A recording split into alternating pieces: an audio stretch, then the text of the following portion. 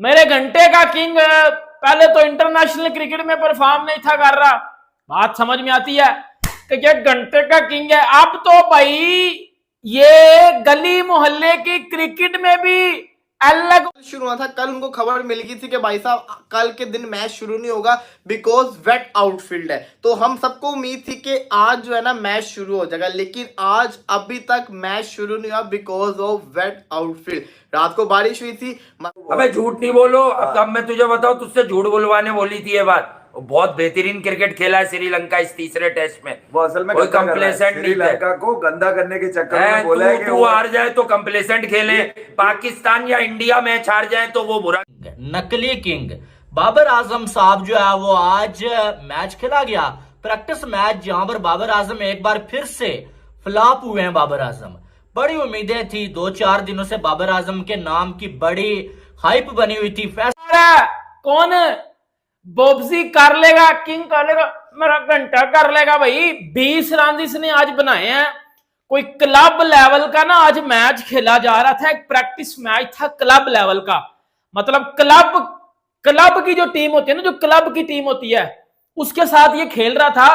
और उधर भी ये बोल्ड हुआ है। इसको मैं बजाता हूं आज, इसकी मैं बहती हवा सा निकालता हूं। आज जरा इसके ऊपर बात करेंगे। और पाकिस्तान में मैं सुबह से देख रहा हूं एक चीज बड़ी, जो वो हमारे सोशल मीडिया के ऊपर भी और हमारे जो पाकिस्तानी मीडिया न्यूज चैनल्स के ऊपर भी मैं देख रहा हूं, इंडिया को बड़ा ज्यादा ट्रोल किया जा रहा है एक वजह से कि जी वो नोएडा में जो मैच है न्यूजीलैंड और अफगानिस्तान का, उसके लिए जी इंडिया ने जो है वो पिचेस जो है वो और ग्राउंड आपको पता है कि गीला था, वो सुखा नहीं सके। इसके ऊपर पाकिस्तान में बड़ा ज्यादा ट्रोल किया जा रहा है। और मैं देख रहा था कि अफगानिस्तान की तरफ से कोई ऐसी स्टेटमेंट आई है कि जी अब आज के बाद हम इंडिया नहीं आएंगे, इंडिया हमारे साथ गलत किया है, ये किया वो। कि मैंने ऐसे पढ़ा, कहीं सुना, देखा, पढ़ा तो नहीं है, लेकिन पाकिस्तान में सुबह से बड़ा ज्यादा ट्रोल किया जा रहा है इंडिया के ग्राउंड्स को, इंडिया के स्टेडियम्स को बड़ा ज्यादा ट्रोल किया जा रहा है कि इंडिया वाले तो स्टेडियम सुखा नहीं सके, ये कर नहीं सके, वो कर नहीं सके।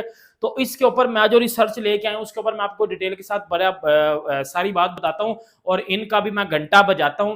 ये जो फजूल किसी अथेंटिक इंफॉर्मेशन के बगैर आके अपनी पेश करवाना शुरू हो जाते हैं, इनको भी मैं बजाता हूं। लेकिन सबसे पहले बात कर लेते हैं मेरे घंटे के किंग की। सबसे पहले बात कर लेते हैं क्योंकि ये घंटा, ये जिम्बू, ये जिम्बाबर, ये 2 टके का किंग, ये पिछले 2-3 साल से इंटरनेशनल क्रिकेट में तो कुछ नहीं कर रहा। अबे झूठ नहीं बोलो। अब मैं तुझे बताऊं, तुझसे झूठ बुलवाने बोली थी ये बात। बहुत बेहतरीन क्रिकेट खेला है श्रीलंका इस तीसरे टेस्ट में। वो असल में कोई कंप्लेसेंट नहीं है। श्रीलंका को गंदा करने के चक्कर में बोला है कि तू हार जाए तो कंप्लेसेंट खेले, पाकिस्तान या इंडिया मैच हार जाए तो वो बुरा खेले। नहीं, बुरा क्यों खेले? मतलब तुमने उसकी जीत को जो है, जैसे बांग्लादेश नहीं, तेरे बैटिंग ऑर्डर में क्या Sachin Tendulkar, Ricky Ponting, Brian Lara खेल रहे हैं या वीरेंद्र सहवाग ओपन कर रहा है कि वो एक सेशन में गेम बदल देगा? बताने की कोशिश कर रहा फेल हुए हैं यार। अच्छी बॉलिंग, लहिरू कुमारा की तारीफ करो। लोगों ने उसके मुंह पे थूके एनालिसिस, उसके मुंह पे फर्स्ट इनिंग में लीड लेने के बाद तुम 156 पे आउट हुए हो because of their bowling brilliance. उसकी परफॉर्मेंस, निशान का तो बेचारा बाद में आता है मेरी नजर में। उसको अगर रेट नहीं कर सकते तो अपनी टीम पे गंद मत उछालो ये कह के कि ये तो तुमने कहना था पहले टेस्ट में, क्योंकि तुम्हारा रेट नहीं है। अब ये मैं बता दूं माइकल, पहले टेस्ट से अगर तुम बिल्डअप करते तो थर्ड टेस्ट में होता कि भैया वो, अबे कौन सा वो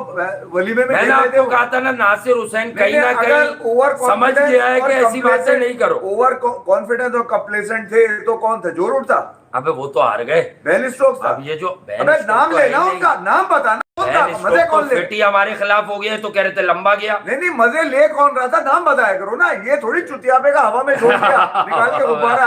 हमने कंप्लेसेंट, ओवर कॉन्फिडेंट, ये नहीं चलता भैया। 11 खेल रहे थे, 11 में 4 थे, 6 थे, 5 थे, 2 थे, 3 थे, 1 था।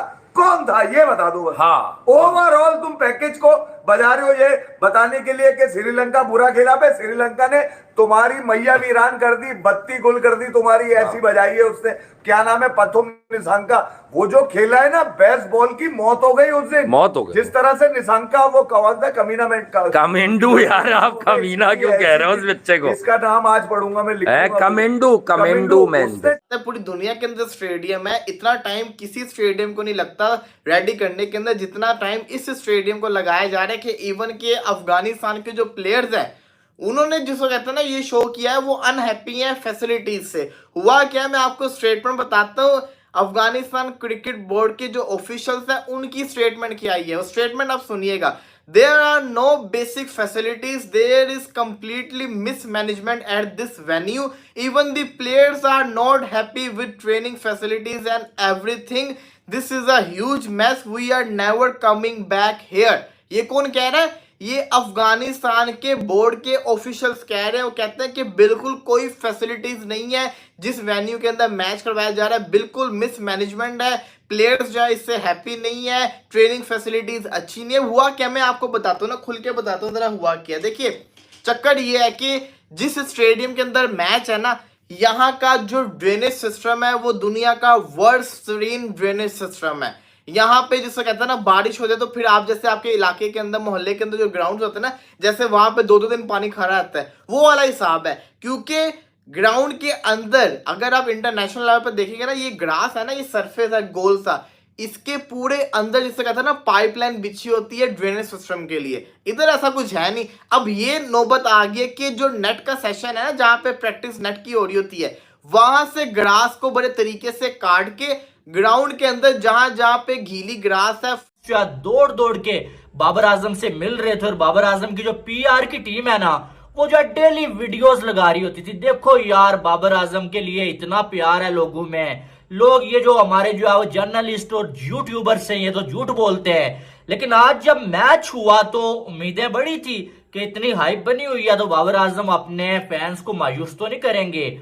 लेकिन 21 बॉलों पे बाबर आजम 20 रन बनाने के बाद बोल्ड हुए और बुरी तरह से लेग साइड से जाते हुए बॉल को जो बाबर आजम जो है स्वीप मारते हुए बोल्ड हुए हैं। और एक स्पिनर ने, मोहम्मद असगर ने जो है बाबर आजम को बोल्ड किया। और हमेशा की तरह स्पिन बॉलर बाबर आजम के लिए बहुत बड़ा मसला जो है नजर आया। और आज भी दूसरा जो स्पिनर था उसने भी बाबर आजम को मुश्किल में डाला हुआ था, लेकिन असगर ने बाबर आजम को बोल्ड कर दिया और बाबर आजम जो है वो बाहर जाते हुए नजर आए। हालांकि यहां पर ही शान मसूद ने 90 रन बनाए हुए हैं, ठीक है, और इमाम उल हक ने भी बैटिंग की थी, उसने 178 बनाया हुआ था। लेकिन बाबर आजम 21 बॉलों पे टोटल 19 रन बनाने के बाद बोल्ड होके बाहर चले गए। और वो जो इतनी उम्मीदें थी, लोग जो है बाबर आजम को देखने आ रहे थे, वो जो इनकी पीआर टीम ने इतनी हाइप बनाई हुई थी, वो सारी की सारी दरी की दरी रह गई। क्योंकि हालांकि ये कोई इंटरनेशनल मैच तो नहीं था, ठीक है, लेकिन फिर भी यार आपकी डेली वीडियोस 2-4 आ रही थी। देखो यार, बाबर आजम जो है वो कितना लय में नजर आ रहा है, बाबर आजम के बैट पे बॉल आ रहा है। लेकिन जब मैच लगता है भाई, मैच के दौरान ना ही जो है बॉल बैट पे आता है और ना ही जो है बाबर आजम रन बना पाते हैं। 21 बॉलों पे 20 बनाए और ये 20 जो बनाए ना, ये भी बड़ी मुश्किल से बाबर आजम ने तंग आके बनाए। ऐसा लगा कि यार खेला ही नहीं जा रहा था उनसे। तो मुझे ऐसा लगता है कि बाबर आजम को जो वो कहते हैं ना कि डाउनफॉल जिसको बोला जाता है,